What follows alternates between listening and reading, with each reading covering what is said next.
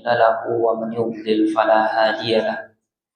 أشهد أن لا إله إلا الله وحده لا شريك له وأشهد أن محمدا عبده ورسوله صلى الله عليه وعلى آله وصحبه وسلم تسليما مزيدا. أما بعد، يا أيها الذين آمنوا اتقوا الله حق تقاته ولا تموتن إلا وأنتم مسلمون.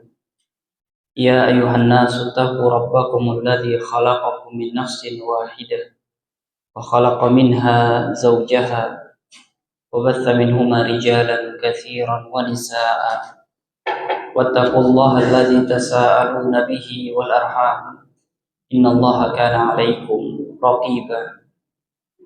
فإن أصدق الحديث كتاب الله وخير الهدي هدي محمد صلى الله عليه وسلم. شر الأمور محدثاتها وكل محدثة بدعة وكل بدعة ضلالة وكل ضلالة في النار. Kaum muslimin jamaah salat maghrib Masjid At-Taqwa yang dimuliakan Allah Subhanahu wa taala. Kita bersyukur kepada Allah Subhanahu wa taala karena Allah memberikan kita nikmat karunia masih bisa melaksanakan kewajiban kita sebagai hamba, taat, salat. Dialah nikmat yang paling besar. Nikmat Islam, nikmat iman, nikmat ketaatan, melaksanakan amal saleh, menunaikan kebaikan,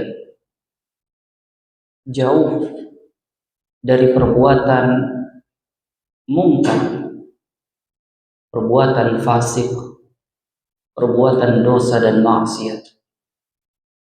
Karena seorang hamba tatkala dia sholat, tatkala dia melaksanakan amal saleh, maka secara zahir dia tidak melakukan keburukan, dia tidak sedang melakukan kemaksiatan. Diharapkan apa yang kita lakukan secara zahir, dia pula secara batin. Dia ikhlas lillahi ta'ala, dia khusyuk. Maka amal yang seperti ini adalah amal yang paling mulia, amal yang paling membahagiakan, keberuntungan. Sampai keberuntungan ini terbawa ke alam barzakh dan akan sampai terbawa tatkala manusia berdiri di hadapan Rabbul Alamin di hari kiamat.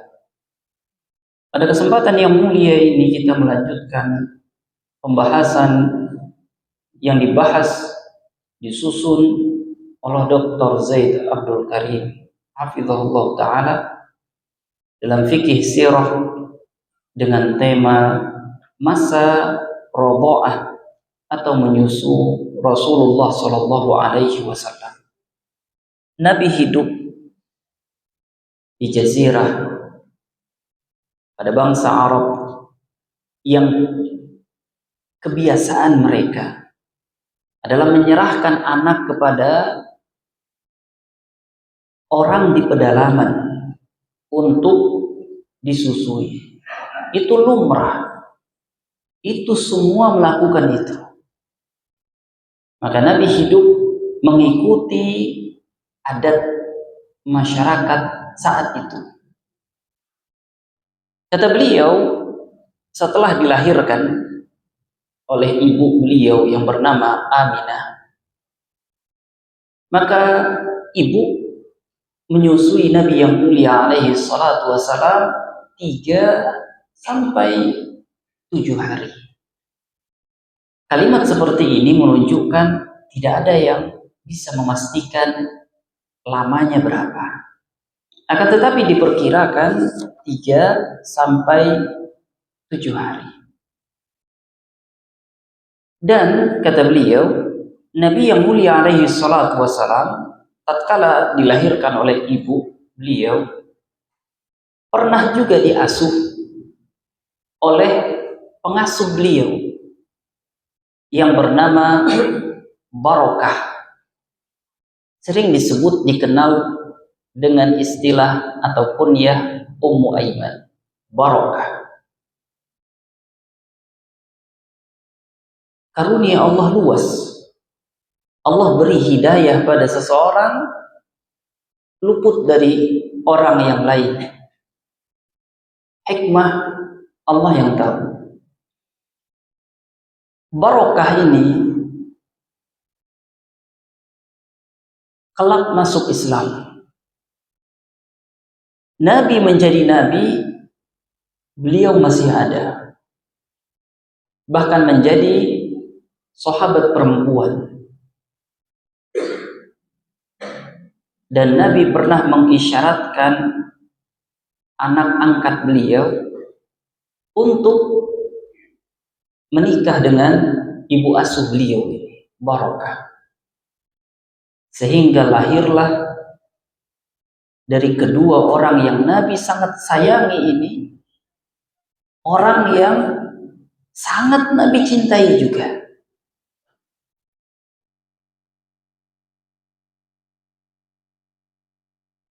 Usama,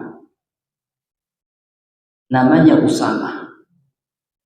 Usama bin Zaid. Ibunya adalah Barokah Ummu Aiman.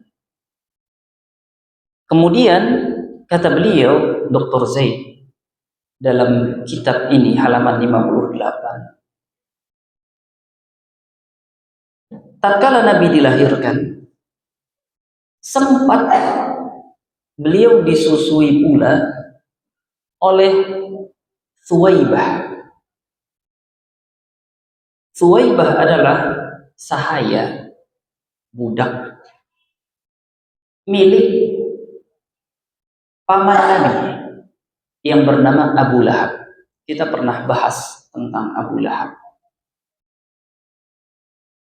Thuwaibah adalah sahaya milik, itulah istilah budak begitu. Dia ada hukum benda, maka disebut milik Abu Lahab. Dalam sebahagian riwayat, tatkala Thuwaibah memberi kabar gembira kepada Abu Lahab akan lahirnya anak dari saudaranya, yakni Nabi, maka Abu Lahab sebagai bentuk gembira rasa hatinya, dia memerdekakan Thuwaibah. Karena kamu telah beri kabar gembira dan kamu juga telah berbuat baik menyusui anak dari saudara saya, saya merdekakan. Nah, jadilah dia orang merdeka. Kemudian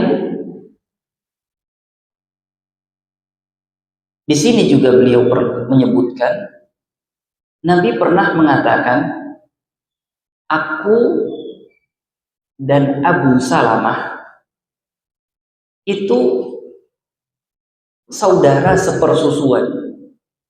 Mereka saudara orang Quraisy, tapi sepersusuan. Kenapa Nabi katakan seperti ini? Karena ada perkataan yang mengatakan, orang sekarang bilang kabar buruk. Katanya Nabi akan menikahi putri Abu Salamah. Kata Nabi, tidak bisa. Itu tidak benar. Karena saya dengan bapaknya Abu Salamah itu pernah sepersusuan oleh Thuwaibah. Maka tidak mungkin. Dari sini kita mengambil fikih bahwa kalau saudara sepersusuan, maka anaknya jatuh pada status hukum yang sama. Tidak bisa untuk dinikahi anaknya, anak dari saudara sepersusuan. Itu sama dengan anak saudara sendiri. Kemudian pada pembahasan yang lalu ini kita sebutkan di sini bahwa yang membidani, yang membantu persalinan, yang membantu kelahiran Nabi yang mulia alaihi salatu wassalam, dia bernama Ummu Abdurrahman bin Auf. Abdurrahman bin Auf satu dari 10 orang yang dijamin masuk ke dalam surga oleh Nabi. Ini terkenal karena Nabi menyebutkan di dalam sabda beliau secara berurut, secara langsung. Abu Bakar di surga, Umar di surga, sampai nama Abdurrahman bin Auf. Maka terkenal dengan istilah 10 orang yang diberi kabar gembira oleh Nabi yang mulia alaihi salatu wassalam, mereka masuk surga.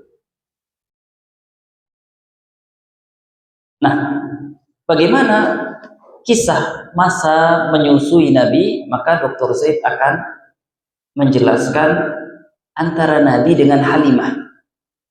Ini yang menjadi pembahasan kita pada kesempatan yang mulia ini. Kata beliau, setelah Nabi dilahirkan, sempat disusui oleh ibunya, oleh Thuwaibah pula, diasuh oleh Barakah, Ummu Aiman pula. Nah, tibalah musim orang-orang dari pedalaman Arab itu datang ke kota Mekah. Tujuannya mereka ingin mencari anak susu. Ya mungkin istilah anak asuh sementara dalam jangka waktu 2 tahun. Ada masa menyusui 2 tahun. Mereka semua sudah mengerti masa-masanya, sudah mengerti momen-momennya. Maka mereka bukan 1-2 orang, banyak dari perkampungan Bani Sa'ad. Nah, diantaranya adalah Halimah. Maka dia disebut Halimah As-Sa'diyah karena dari perkampungan Bani Sa'ad datang menuju Mekah. Biasanya sudah diketahui siapa yang melahirkan. Bila belum, juga diketahui dari kunjungan itu, ini usia kandungan sudah berapa lama, ini jangka waktu berapa lagi akan melahirkan. Mereka semua datang menemui anak-anak yang dilahirkan untuk disusui. Semua yang hadir, yang datang, sudah mendapatkan bayi mereka yang akan mereka asuh di perkampungan mereka. Jadi bayi itu dibawa untuk diasuh di dalam perkampungan, bukan mereka tinggal di kota Mekah gitu. Mereka akan bawa bayi itu berpisah dari orang tuanya selama lebih kurang 2 tahun untuk diasuh. Yang datang ke rumah Nabi, yakni Abdul Muttalib, Aminah, sudah ada beberapa, akan tetapi banyak yang urung, banyak yang ya dipending dulu, nanti lagi, tanya dulu, nanti boleh jadi kita kembali. Kenapa demikian? Anak yatim bapaknya tidak ada. Bapaknya tidak ada, biasanya uangnya tidak ada. Karena mereka datang ke kota Makkah untuk mendapatkan imbalan uang, harta. Sekarang bapaknya tidak ada. Terus nanti yang akan beri pembiayaan siapa? Atau kalaupun ada, tentu tidak akan sebesar dari anak yang bapaknya ada. Itu maklum, sudah jelas. Maka banyak yang datang ke rumah Aminah, ke rumah Nabi, ditunda dulu. Sampai semuanya sudah mendapatkan bayi yang mereka inginkan, mereka pulang, tersisa Halimah. Halimah Bagaimana ini Allah takdirkan keduluan temannya ke sini sudah duluan, sini sudah keduluan, tidak ada lagi. Maka dalam hati beliau mengatakan, ya daripada saya pulang tidak bawa satu bayi pun, maka biarlah saya bawa bayi yang yatim tadi. Ya bagaimanapun nantinya ada pembiayaan atau tidak, sedikit atau tidak sesuai harapan, yang penting saya tidak pulang dengan sia-sia, tidak pulang dengan tangan kosong, kata orang. Akhirnya dibawa dengan rasa hati yang sedih membawa bayi yatim ini. Akan tetapi Allah Subhanahu wa taala menunjukkan berkah Nabi yang mulia alaihi salatu wassalam sedari bayinya, sedari kecil. Halimah itu berangkat dari kampung dalam kondisi juga keluarga yang tidak cukup-cukup juga. Mereka menggunakan kendaraan hewan, keledai. Ya tidak gemuk-gemuk juga. Capek perjalanan. Tapi begitu digendong ini Nabi yang mulia alaihi salatu wassalam dan diletakkan di kendaraan. Ini kendaraan semangat. Yang tadinya capek, kok tidak seperti hewan tunggangan yang letih. Semangat. Mereka yang berangkat saja belakangan. Jadi kalau berjalan bersama itu belakangan. Karena hewannya kurang semangat berjalan. Tenaga kurang. Ini berangkat pulang semangat hewan. Bahkan menyusul. Karena kondisi Halimah kan belakangan, sudah tidak ada lagi yang bisa diterima, akhirnya kembali lagi kepada rumah Aminah. Artinya kan posisi belakangan. Yang lain kalau sudah dapat pulang, apalagi yang tunggu. Kita bukan persoalan tunggu menunggu. Ini anak harus segera mendapatkan pengasuhan. Dan tidak mungkin ibu asuhnya, ibu susunya dalam kondisi letih. Safar kondisi letih. Maka segera pulang, tidak ada tunggu-tungguan. Maka perjalanan itu disusul oleh Halimah. Karena tunggangannya semangat jalan. Di tengah perjalanan, biasa. Kan tidak mungkin juga anak itu tidak disusui. Harus tunggu dulu sampai pulang. Tidak mungkin. Bayi, dia akan terus menyusu. Dan ibu susu ini otomatis dia yang memiliki ASI. Ini ASI melimpah. Banyak. Padahal Halimah dalam kondisi capek. Tapi capek hilang. Begitu pula hewan. Hewan dalam perjalanan beristirahat. Makannya semangat. Makan semangat. Minum semangat. Jalan semangat. Dan keberkahan ini dirasakan dalam kurun waktu 2 tahun.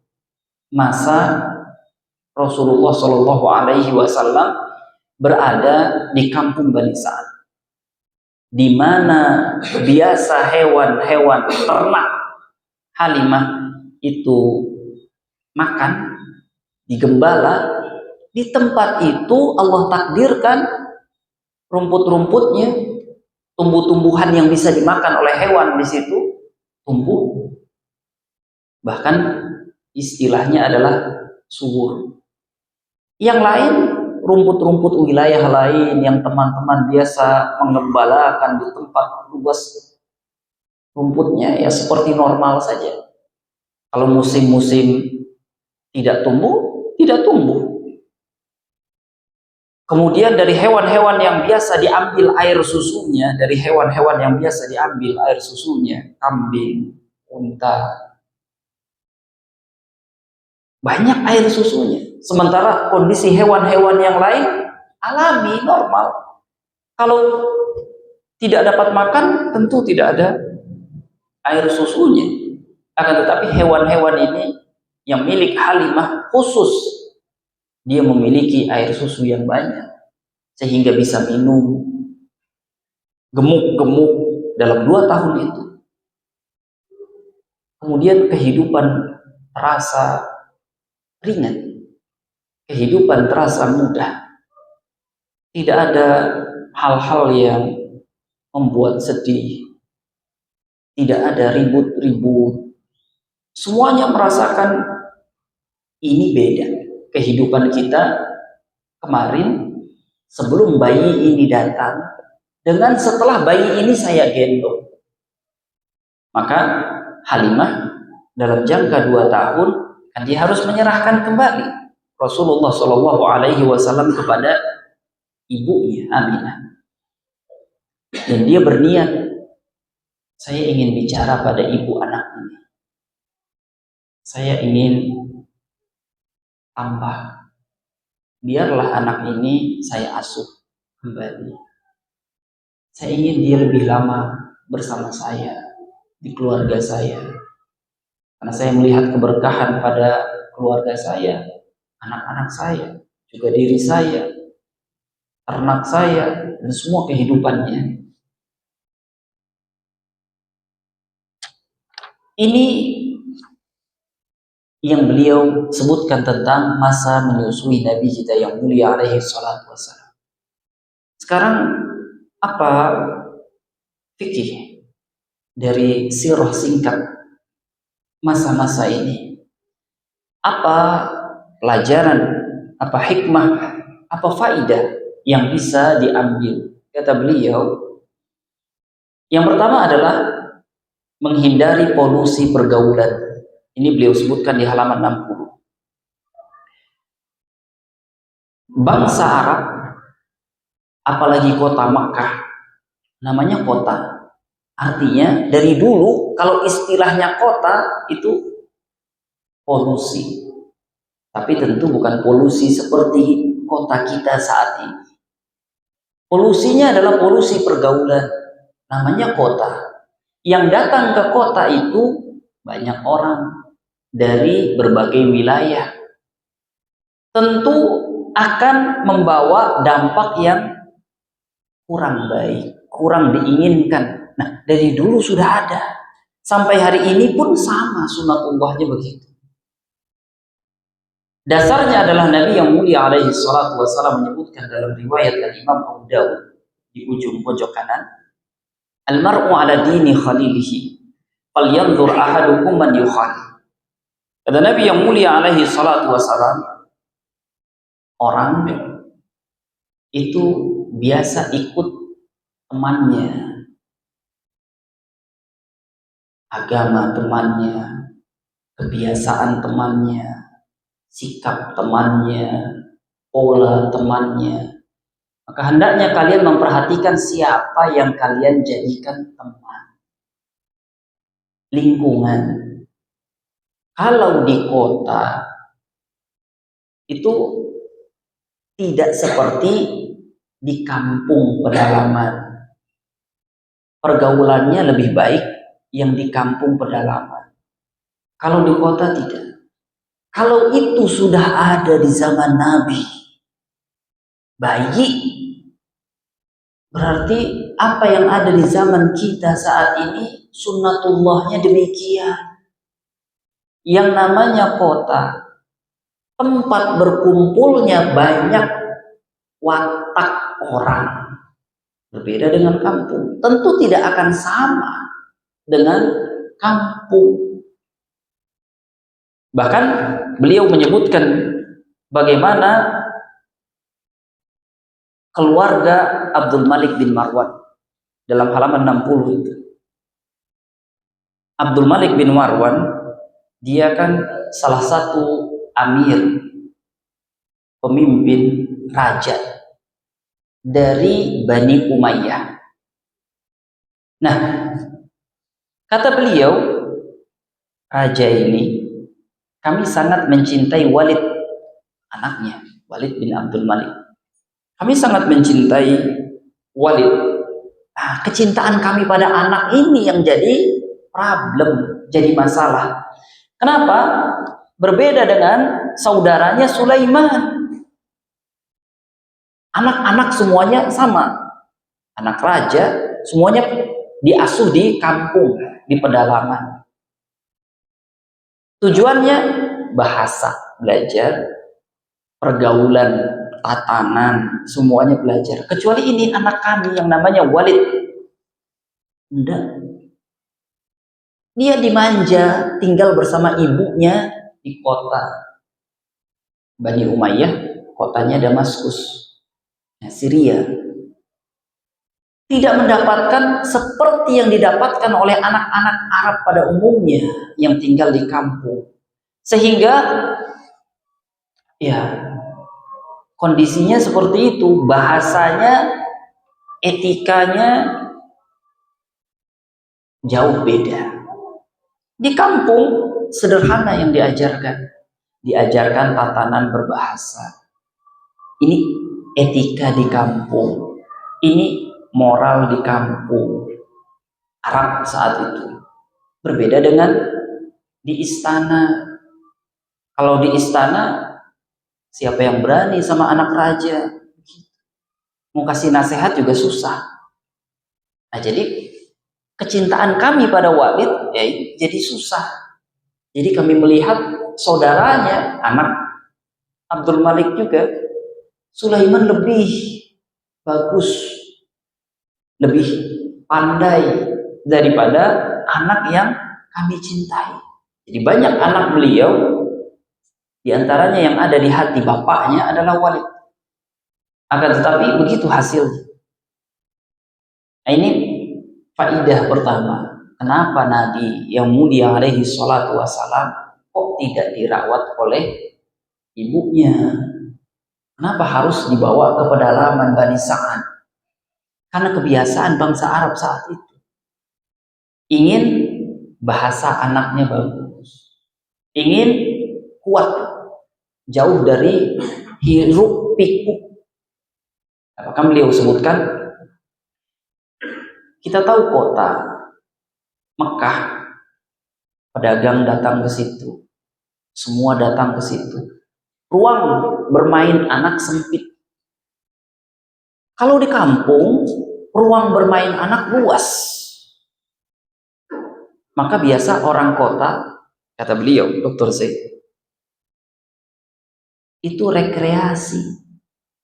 Bawa anak ke alam, di pantai, gunungan, agar melihat betapa luasnya ciptaan Allah Subhanahu wa Ta'ala. Di kota sempit. Ini kalau analisa beliau di zaman Nabi seperti itu, bagaimana di zaman kita? Lebih sempit lagi dari yang sempit.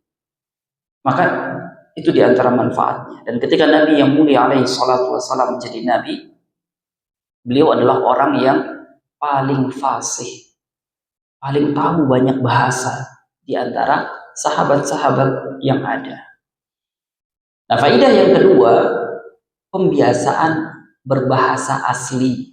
Ini kan juga sebetulnya masuk turunan dari pembahasan yang pertama. Akan tetapi kenapa dikhususkan? Karena Dr. Zaid ingin mengingatkan tentang bahasa. Ini ada asar, ini bukan sabda Rasulullah SAW. Terdapat dalam Sunan Kubro Al-Imam Al-Baihaqi di juz 3. Kata Umar bin Khattab, ini bukan dari Nabi, ini asar. Ini perkataan sahabat Umar bin Khattab. Ta'allamul Arabiyyah. Kalian harus belajar bahasa kalian. Kenapa sampai dikatakan oleh Umar begitu? Apalagi di zaman Umar ibn Khattab. Banyak orang masuk Islam dari yang bukan Arab. Banyak anak-anak yang lahir itu bahasa sudah campur. Orang Persia masuk Islam, bukan orang Arab. Itu bahasa sudah campur. Orang kita bilang bahasanya bahasa gaul. bahasa pasar kata orang dulu. Tidak bahasa baku, bukan bahasa asli. Dari Romawi masuk Islam, anak-anak bergaul. Maka Umar bin Khattab menulis surat pada gubernur-gubernur yang ada, menyuruh agar anak-anak itu diajarkan belajar bahasa seperti dulu,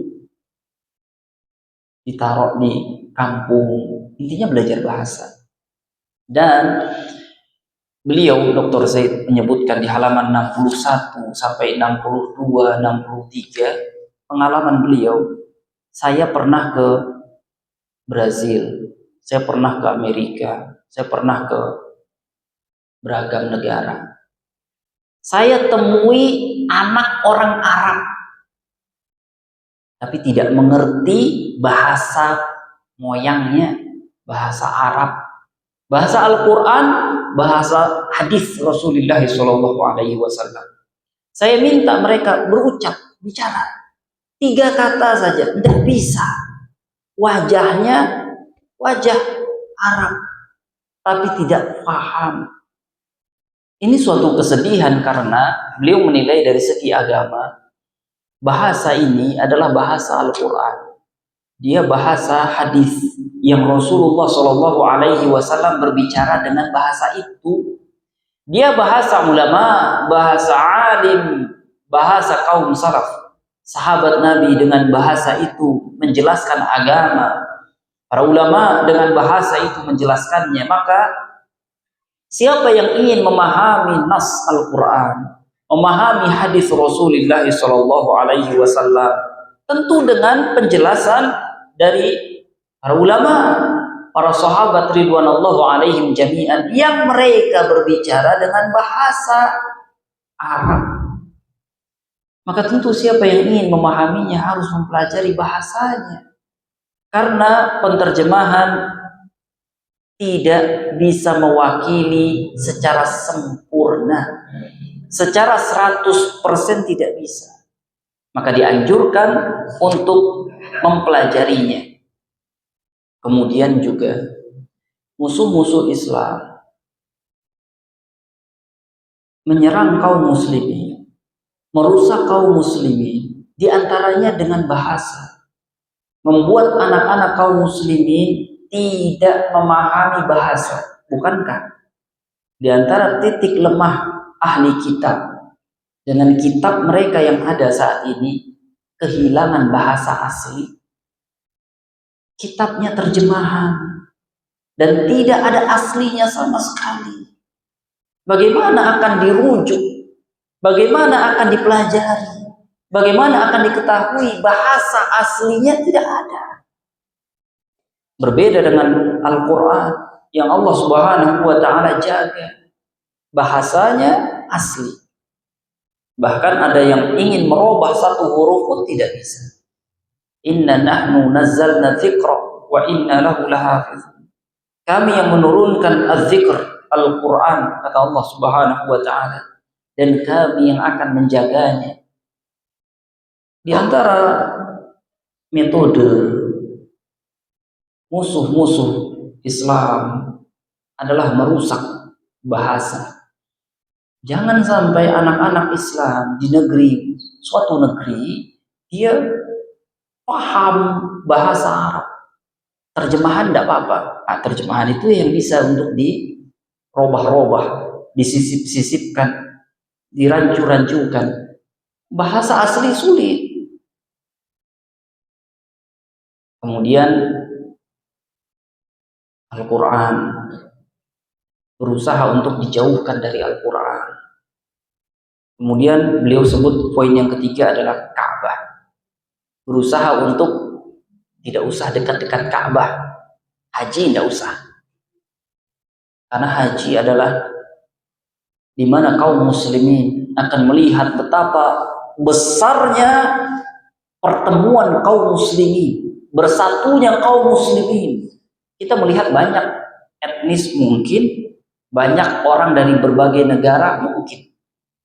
Tapi di situ kita akan melihat selengkap-lengkapnya orang min fajjin amik yang Allah takdirkan datang dari berbagai pelosok jauh, semuanya hadir untuk memenuhi panggilan Allah Subhanahu wa taala. Berbagai bentuk jenis manusia hamba Allah dari berbagai pelosok pulau yang jauh yang kita tidak pernah terfikir mungkin kita bertemu dengan berbagai bentuk wajah, bahasa, persatuan kaum muslimin.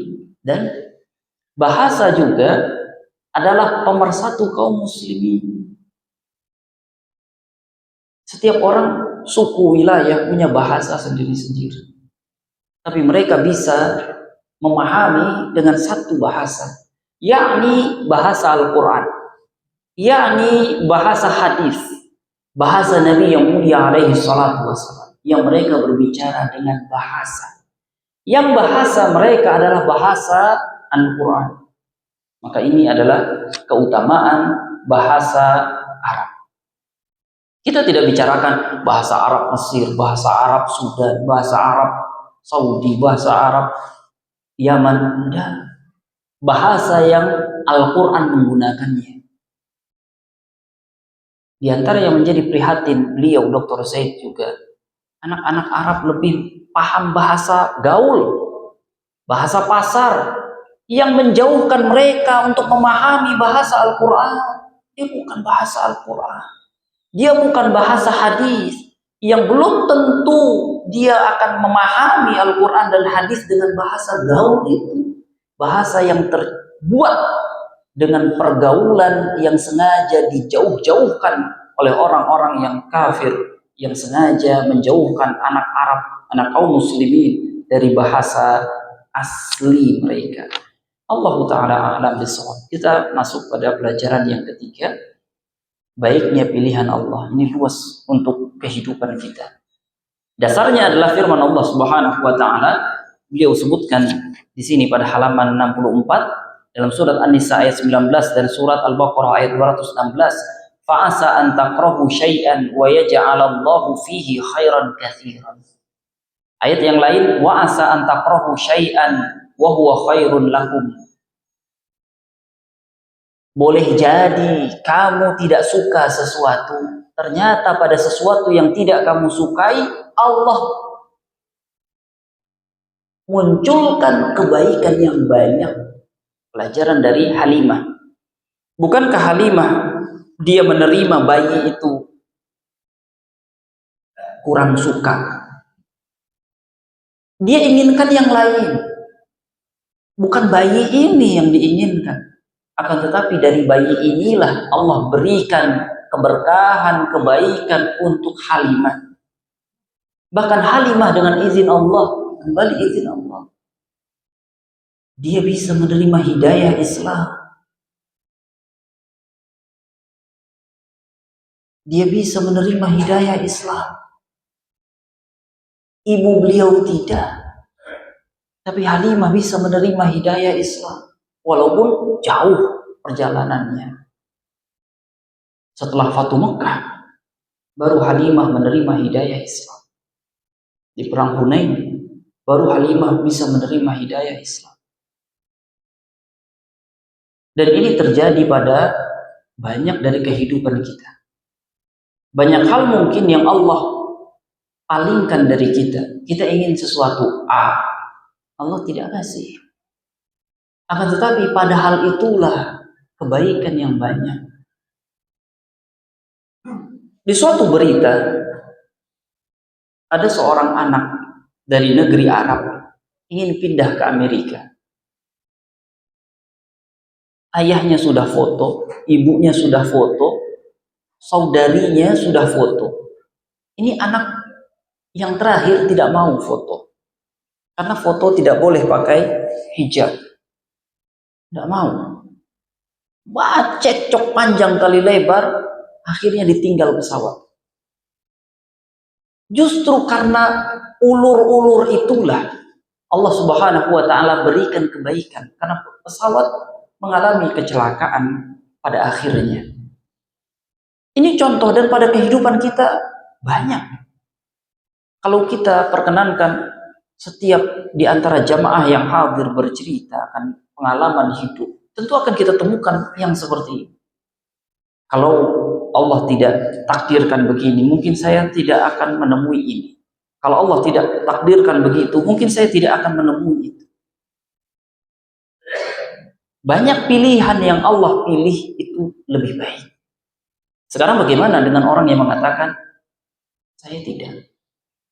Ya mungkin itu orang lain. Yang Allah pilihkan itu baik untuk dia. Saya tidak mengalami itu. Lalu bagaimana kita bisa memberikan jawaban untuk diri kita kalau ada orang yang mengatakan demikian? Supaya kaum muslimin, Allah Subhanahu wa taala memilihkan, dan pilihan Allah Subhanahu wa taala baik. Lihat pada sabda Rasulullah sallallahu alaihi wasallam yang beliau menyatakan, kullu ummati yadkhuluna al-jannah illa man aba. Setiap umatku masuk surga. Setiap umat Nabi yang mulia alaihi salatu wasallam, dia masuk surga. Kecuali yang tidak mau. Kan dia ada dua sisi. Nabi telah berikan setiap umatku dia masuk surga. Kecuali yang tidak mau. Begitu pula kita mengatakan apa yang Allah pilihkan itu terbaik. Kaum muslimin, untuk kita hamba Allah yang Allah pilihkan itu terbaik. Nah, tapi kecuali yang tidak melakukan dengan baik, kecuali yang tidak menyikapi dengan baik, tentunya Allah sudah pilihkan, tapi tidak disikapi dengan baik. Sama seperti Nabi yang mulia alaihi salatu wasallam menyatakan, setiap umatku masuk surga kecuali yang tidak mau. Nabi sudah ajarkan, tidak mau. Bagaimana? Maka sahabat Rasulullah sallallahu alaihi wasallam mereka menyatakan, "Aman ya'ba ya Rasulullah?" Siapa yang tidak mau? Wahai Nabi, siapa yang tidak mau masuk surga? Maka kata Nabi yang mulia alaihi salatu wasallam, "Man ata'ani dakhala al-jannah, wa man asani faqad aba." Siapa yang taat pada aku, dia masuk surga. Siapa yang tidak mau, ya dia tidak mau masuk surga. Yang tidak mau taat pada Rasulullah, dia tidak mau masuk surga.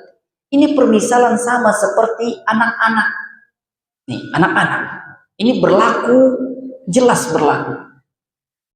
Kata gurunya, anak murid, kata gurunya, ini materi ujian besok.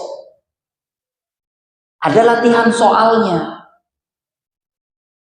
Silahkan dipelajari. Itu kan artinya sudah diberikan. Tapi siapa yang jamin semua jawaban murid itu betul semua? Tidak ada. Dan pada kenyataannya bisa jadi semua murid tidak ada yang betul semua jawabannya. Artinya ada dua sisi. Guru telah berkeinginan, orang tua telah berkeinginan, Nabi telah berkeinginan, Allah telah memberikan. Tapi yang diberi tidak mau, tidak belajar, tidak taat pada Rasulullah sallallahu alaihi wasallam, lebih asik dengan permainan, lebih asik dengan yang mengganggu, lebih asik melaksanakan perbuatan dosa dan maksiat. Tidak mau bersabar di atas ketaatan melaksanakan perintah Allah Subhanahu wa taala. Maka kita tetap mengatakan bahwa pilihan Allah Subhanahu wa taala itu yang terbaik. Tapi tatkala Allah Subhanahu wa taala memilihkan untuk hamba, ada hamba yang baik di dalam menerima takdir Allah Subhanahu wa taala. Ada yang tidak. Nah,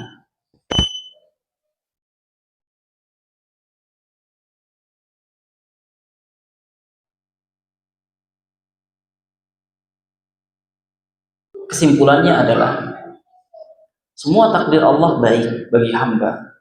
Akan tetapi yang membuatnya menjadi buruk adalah hamba di dalam menyikapi takdir dengan tidak bersyukur, dengan tidak sabar, dengan terburu-buru, dengan terlalu lama di dalam penyesalan, kesedihan dan buruk sangka kepada Allah Subhanahu wa taala.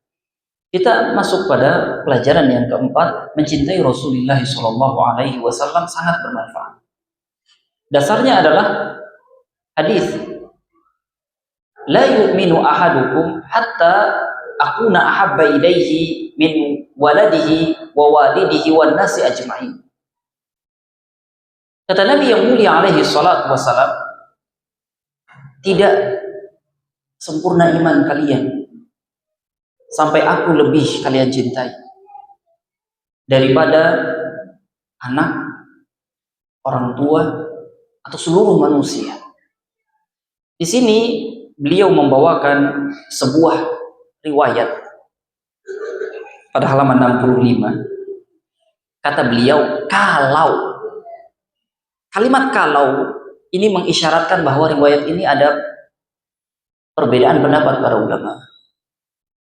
Karena sebahagian orang mengatakan, kami gembira dengan lahirnya Rasulullah Shallallahu Alaihi Wasallam. Abu Lahab saja dia gembira dengan lahirnya Rasulullah. Dia bebaskan itu Thuwaibah dari perbudakan. Ketika di neraka, dia ditanya, apa kamu dapat kebaikan? Dia bilang tidak, kecuali satu. Satu momen saya diringankan azab karena saya membebaskan Thuwaibah dari perbudakan. Kegembiraan saya ketika Nabi Muhammad itu lahir. Nah, maka kami yang mencintai Nabi Muhammad kemudian melakukan perayaan pada hari lahir Nabi Muhammad juga pastilah mendapatkan kebaikan. Kalau orang kafir saja dapat kebaikan, maka kita menjawab pertama, riwayat yang sering disebutkan ini dhaif. Dia bukan riwayat yang sah bahwa Abu Lahab mendapatkan minum, Abu Lahab mendapatkan keringanan. Dia bukan riwayat yang sah dari Rasulullah Shallallahu Alaihi Wasallam. Dia berita dhaif. Dia membutuhkan sanad yang sahih untuk kita meyakini bahwa Abu Lahab mendapatkan keringanan, Abu Lahab mendapatkan minum karena dia membebaskan Thuwaibah. Kemudian catatan dari para ulama, Abu Lahab itu gembira bukan gembira karena agama. Ini persoalan tabiat manusiawi. Dia gembira karena anak pamannya, bukan karena urusan agama. Maka ketika Nabi yang mulia alaihi salatu wassalam mendakwahkan Islam, Abu Lahab benci. Maka ini tidak bisa dijadikan dasar. Akan tetapi mencintai Rasulullah Shallallahu Alaihi Wasallam dia wajib. Kata Nabi, tidak sempurna iman kita. Kemudian Dr. Zaid pada halaman 66 menjelaskan, cinta itu ada orang yang mencintai menghormati. Cinta menghormati. Seperti anak cinta bapak ibu, dia menghormati. Cintanya cinta menghormati. Ada yang cintanya itu sayang. Seperti orang tua cinta pada anak. Beda cintanya itu. Cintanya itu cinta sayang. Bapak ibu sayang pada anak. Apa sama model cintanya? Cinta anak pada orang tua dengan cinta orang tua pada anak? Tidak. Ada yang cintanya itu kebaikan. Seperti cinta pada teman. Teman pada teman. Teman mencintai kawannya, dia cinta kebaikan. Karena dia berbuat baik, dia mencintainya. Dan mencintai Rasulullah Shallallahu Alaihi Wasallam adalah cinta yang lebih dari ketiga ini. Dia tidak bisa disamakan dengan cinta kita dengan teman, cinta dengan pasangannya, cinta dengan anak, cinta dengan orang tua. Dia lebih dari itu. Bahasanya cinta, akan tetapi sesuatunya berbeda, zatnya berbeda, perasaannya berbeda. Kalau kita sulit memahami, bagaimana kita bisa memahami beda cinta kepada orang tua, kepada anak, kepada pasangan berbeda. Kepada Allah lebih lagi, tidak bisa disamakan. Maka cinta kepada Allah, cinta kepada Nabi, dia sesuatu yang nilainya ibadah. Dia mulia. Pelajaran yang terakhir adalah kebaikan sebuah nama. Lihat bahwa Nabi kita bernama Muhammad. terpuji. Ibunya Aminah, aman, yang memberikan rasa aman pada anak. Pengasuhnya Barokah, memiliki keberkahan. Ibu susunya bernama Suwaibah, pahala. Halimah, santun. Kemudian Ummu Abdurrahman, yang nama aslinya adalah Syifa, obat. Setiap orang punya nama, dapat kebaikan dari nama baiknya. Nabi Shallallahu Alaihi Wasallam pernah kedatangan seorang sahabat atau orang tua. Ditanya oleh Nabi, siapa nama kamu? Dia bilang Hazan, sedih artinya. Maka Nabi mengatakan bal anta sahlun. Bagaimana diriwayatkan Imam Bukhari di situ. Kamu sahlun, sahl, mudah, agar mudah urusan. Tapi orang ini tidak mau. Ma'ana ughayir isman samani abi. Saya tidak akan mengganti nama yang bapak saya telah beri pada saya. Maka cucunya mengatakan, dan kami masih merasakan dampak dari nama sedih itu kepada keluarga kami. Karena kakeknya tidak mau mengganti namanya. Maka keluarga itu masih mendapatkan bekas dari nama yang sedih. Karena dia menolak apa yang Nabi arahkan. Karena di antara konsekuensi kita mengakui Nabi adalah Muhammad, adalah Rasul, utusan Allah Subhanahu wa taala. Ta'atuhu fi ma'amar. Mentaati apa yang Nabi perintahkan. Tasdiquhu fi ma akhbar. Meyakini kebenaran yang Nabi Shallallahu Alaihi Wasallam katakan, beritakan. Maka ketika Nabi mengganti nama, Nabi juga mengganti Yathrib, ejek, diejek. Nama Madinah, maka Nabi menggantinya menjadi Madinatul Rasul, kota Rasul. Madinatul Nabi, kota Nabi. Dan Nabi tatkala safar kembali menyebut Obah, ini negeri kebaikan. Nabi ganti nama-nama yang tidak layak. Adapun kenapa bangsa Arab memberi nama anak buruk? Harbun, perang, hazan, sedih. Mereka punya keyakinan, tapi salah keyakinan. Agar orang yang ingin mencelakakan anak ini terkena dampak dari namanya. Anak ini hazan. Kalau kamu ingin mencelakakan anak ini, maka kamu akan terkena dampak sedih. Ini keyakinan bangsa Arab salah. Maka Nabi mengatakan tidak betul. Nama harus nama yang baik. Jangan gunakan nama yang salah untuk keyakinan yang salah. Allah Ta'ala alam, kita bisa memberi nama yang baik. Subhanakallahumma wa bihamdika asyhadu an la ilaha illa anta astaghfiruka wa atubu ilaik. Assalamualaikum warahmatullahi wabarakatuh.